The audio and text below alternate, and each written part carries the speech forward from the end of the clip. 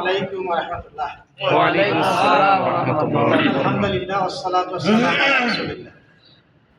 বাংলাদেশ জামাত ইসলামী গাজীপুর সদর কর্তৃক আয়োজিত উলামা সম্মেলনের মোহতারাম সভাপতি, মোহতারাম পরিচালক, উপস্থিত আমার শ্রদ্ধাভাজন উলামায়ে কেরাম, আমরা প্রথমে প্রশংসা করি সেই আল্লাহর, যিনি আমাদেরকে পৃথিবীর সর্বোৎকৃষ্ট সর্বোত্তম জায়গায় একত্রিত হওয়ার সুযোগ করে দিয়েছেন। আলহামদুলিল্লাহ। দরুদ ও সালাম পেশ করি আমাদের প্রিয় নেতা জনাবে মুহাম্মদুর রাসূলুল্লাহ সাল্লাল্লাহু আলাইহি ওয়াসাল্লামের। কৃতজ্ঞতা প্রকাশ করছি তাদের প্রতি, যাদের রক্তের বিনিময়ে এদের স্বাধীন হয়েছে। আরও কৃতজ্ঞতা প্রকাশ করছি তাদের প্রতি, তাদের জীবনের বিনিময়ে, হাত পায়ের বিনিময়ে আজকে আমরা খোলামেলা পরিবেশে কথা বলার সুযোগ পেয়েছি। আল্লাহ তাদের প্রত্যেককে যা যায় কামনা দান করেন। আমিন। আর সময় মাত্র 5-6 মিনিট, 1 মিনিট চলে গেছে। প্রথম আমি যে কথাটা বলতে চাই, আমাদের যারা আলেম বলে দাবি করি, আলেম তারা, আমাদের দেশের আলেমের সংখ্যা হলো ওই যে জালালিকার মতো লম্বা পাঞ্জাবি আর গোলটুলি মাথায় দিয়ে বাদ বললে আলেম, এরা আলেম নয়। আলেমের সংখ্যা হলো রাসূলুল্লাহ সাল্লাল্লাহু আলাইহি ওয়াসাল্লামের যারা প্রকৃত অনুসারী, তারা রাসূলুল্লাহ সাল্লাম যে কাজ করেছেন ওই কাজ যারা করতে চায় তারা আলেম। ঠিক।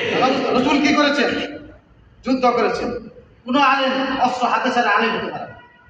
যে আলেম রিভলভার, স্ট্যান্ড গান চালাইতে পারে না, ট্যাঙ্ক চালাইতে পারে না, সে কোনো আলেম না। রাসূলুল্লাহ সাল্লাম এই অস্ত্র নেই বদরের প্রান্তর, হুদের প্রান্তরে, খন্দরের প্রান্তে গিয়েছেন। ঠিক। সুতরাং আলেম হতে চাইলে রাসূলের তরিকা অনুযায়ী মুজাহিদ হতে হবে। সেই মুজাহিদ হতে না পারলে তার আলেম হতে পারে না।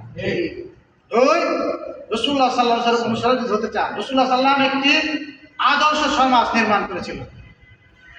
আপনারা সবাই বলেন, আমরা শুনি, আপনারা কিন্তু আমাদের বলেন আল উলামাউ ওয়ারাসাতুল আম্বিয়া। রাসূলুল্লাহ সাল্লামের প্রকৃত উরানি সেই আলেম। রাসূলুল্লাহ সাল্লাম কি করেছিলেন? সুদ মুক্ত একটা সমাজ গঠন করেছিলেন।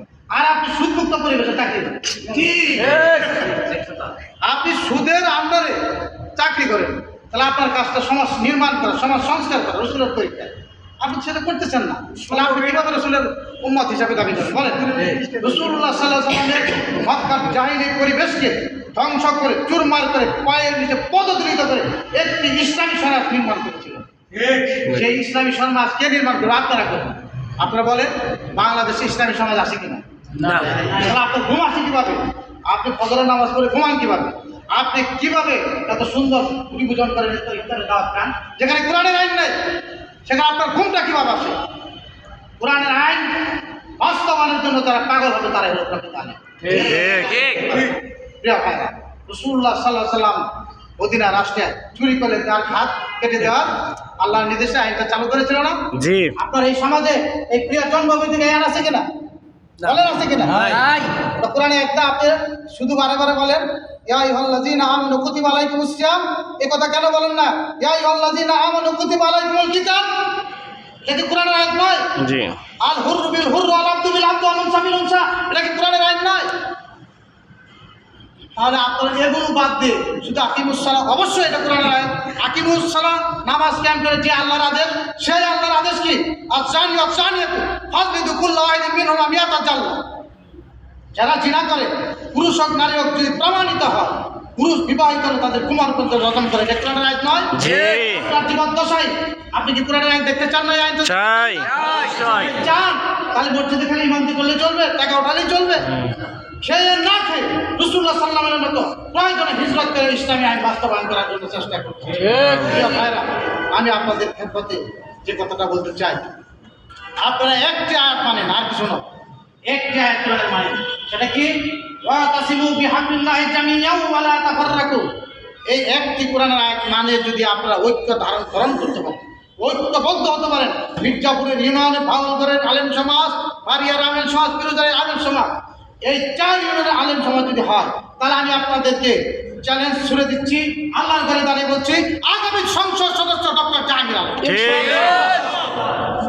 আগামী উপজেলা চেয়ারম্যান হবে বা জামাত ইসলামী, ইনশাআল্লাহ। 4টি ইউনিয়নের চেয়ারম্যান হবে জামাত ইসলামী। শুধু আলেম সমাজ একত্রিত বলো বেনামাজির ভোটটা হারাম।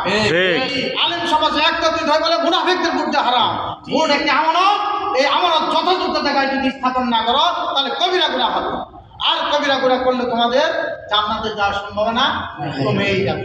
প্রিয় ভাইরা, এই আলেম সমাজ যদি তাদের দায়িত্ব পালন করতে পারে, তাহলে আমি আশা করি ইনশাআল্লাহ আগামী বাংলাদেশ হবে ইসলামের বাংলাদেশ। ইনশাআল্লাহ। আগামী বাংলার আকাশে বাতাসে কালামের পতাকা উঠবে ইনশাআল্লাহ।